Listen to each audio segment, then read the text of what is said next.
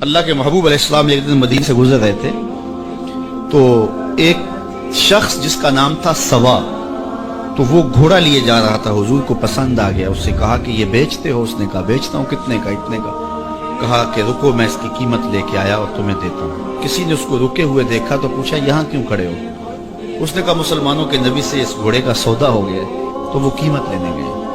اس نے کہا مجھے زیادہ پیسوں سے دے دو، تو اس نے کہا میں تو یاد سودا کر چکا ہوں۔ اس نے کہا کہ کوئی گواہ تھا؟ کہا نہیں۔ کہا مکر جانا۔ اس کو پیسوں کی لالچ آ گئی، اس نے کہا ٹھیک ہے حضور، اتنے میں قیمت لے کے پہنچ گئے۔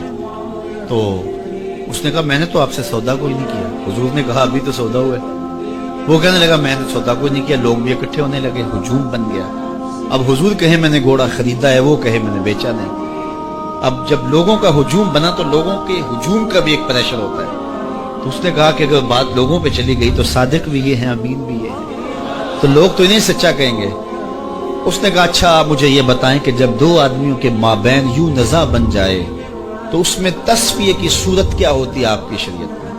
حضور نے فرمایا میری شریعت تو کہتی ہے کہ جو مدعی ہے وہ گواہ لائے، والیمین علی من انکر، جو انکار کرتا ہے وہ قسم دے دے۔ اس نے کہا پھر ٹھیک ہے، آپ کا دعویٰ ہے کہ آپ نے گھوڑا خریدا ہے تو پھر آپ گواہ دیں، اور اگر آپ کے پاس گواہ نہیں ہے تو پھر میں قسم دے دیتا ہوں۔ جھوٹ اس نے پہلے بول لیا تھا، قسم دینا اس کے لیے مشکل نہیں تھا، اس کو یہ بھی پتا تھا گواہ کوئی نہیں۔ تو اس نے کہا جناب آپ گواہ پیش کر دیں تو میں گھوڑا دے دیتا ہوں جس قیمت پہ آپ بتا رہے ہیں، اور اگر آپ کے پاس گواہ نہیں ہے تو پھر میں قسم دے دیتا ہوں۔ اب بھری بزم تھی، لوگوں کا ہجوم تھا، اور اس نے ایک ایسی بات کی۔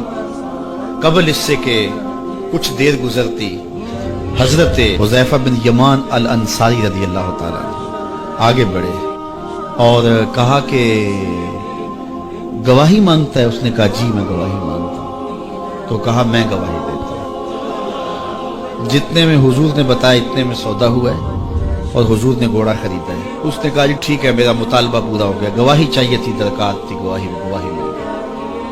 تو اس نے گھوڑا دے دیا اور قیمت اس نے لے لی۔ قیمت اس نے اپنی مرضی کی گھوڑے کے مطابق ہی لی تھی، وہ تو زیادہ پیسوں کے لالچ میں مکرا تھا۔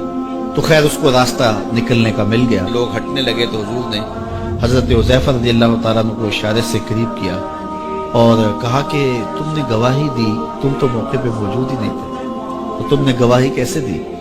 تو حضرت حذیفہ رضی اللہ تعالیٰ عنہ نے کہا حضور گھوڑا کیا ہے، آپ کے کہنے پہ تو ہم نے رب کی گواہی دے دی، ہم نے رب کو دیکھا تھا، آپ نے کہا نہ ہے تو ہم نے مان لیا، تو یہ گھوڑا کیا ہوتا ہے؟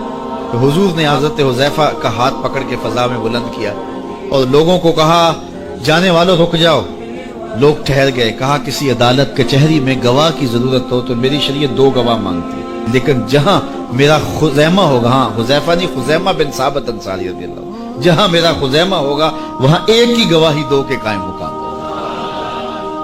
فیض پہنچا